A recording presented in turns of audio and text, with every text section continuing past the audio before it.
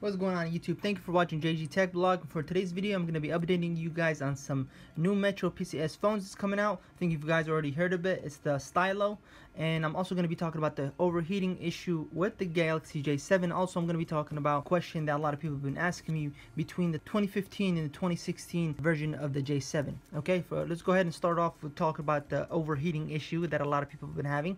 First of all, I'm going to make it very clear. I've had this phone for about a month or over a month. I've been using it, on and off. I played a lot of games on it. I put a lot of effort to put on the phone to maximize its usage to see if it's going to overheat. A lot of people were saying that the overheating issue will actually come from behind, from under the camera.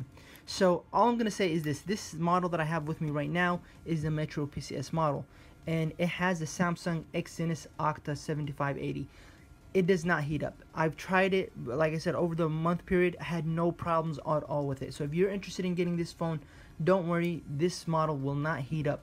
Now, if you are from Boost Mobile, I was searching online and I did realize that some people have been complaining that the Boost model though has been having some problems. So if you actually have the Boost Mobile Snapdragon 615 chipset in your phone, that might have some issues. But now even that might be fixed up because they might just send out an upgrade over the air to the phones, and that will just fix that issue. So don't worry, the J7 so far, it's a very good phone, and for I think it's $179 right now Metro. I'm not sure if Boost Mobile is selling it at the same price, but that's a sweet deal. The phone is amazing. It's really good.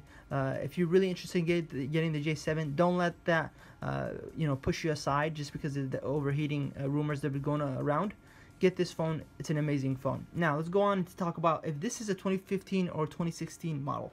Well, I'll be honest, they actually made the design, the outer design, to be very similar to the 2015 J7, but in terms of the internal specs, it is actually a 2016 model.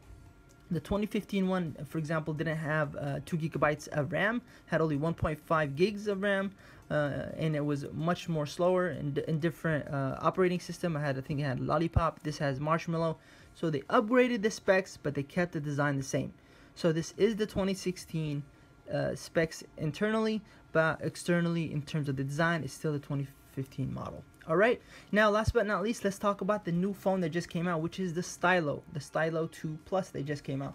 And I'll be honest with you guys, I love Stylo. I love LG in the phones it's coming out with, especially the previous LG Stylo that they had. I'm going to be having a full review when it comes out later on this month, and I'm already looking at the specs online. It seems like this phone, it's neck to neck with the J7. Yes, it will have the fingerprint.